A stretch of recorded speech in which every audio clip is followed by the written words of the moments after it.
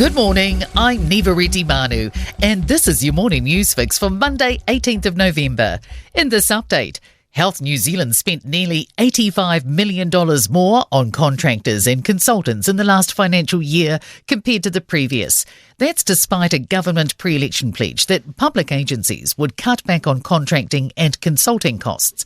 Here's senior political reporter Sophie Trigger. Health New Zealand attributes the majority to clinical staff, saying a shortage of health workers requires contractors in order to maintain health services. But Labour's Aisha Verrill says Kiwis' standards of healthcare is being eaten away, while the government isn't controlling contracting costs. Health Minister Shane Reti expects costs to come down in the current financial year, saying the agency's addressing workforce shortages. Anticipation from a business across the road from Parliament around what the hikoi will bring to the capital. Protesters opposing the Treaty Principles Bill and the government's stance on Māori issues arrive in Wellington tomorrow. Thousands of people are expected to attend, with disruptions to roads likely and buses likely to be rerouted. Backbencher pub director Alistair Boyce says the biggest concern is around traffic. The only problem with recent years of protest, the occupation being the main one, is that either the state or the protest blocks the streets. Meanwhile, South Islanders concerned about the bill are making their way north to join those on the hikoi. The kākoi from the south has hit the road from Tuahiwi Marae in Christchurch, with plans to stop in Kaikoura before ferrying to the capital. Thumbs up for the meeting between the leaders of New Zealand and China at APEC. Prime Minister Christopher Luxon's met with his Chinese counterpart Xi Jinping and other Asia-Pacific region leaders at the summit in Peru.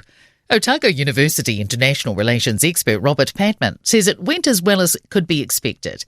He told Ryan Bridge Luxon's right in his view that there are points of both convergence and divergence with China. But putting those points aside, I think the meeting went very well, and they seem to agree to disagree without the whole thing poisoning the atmosphere.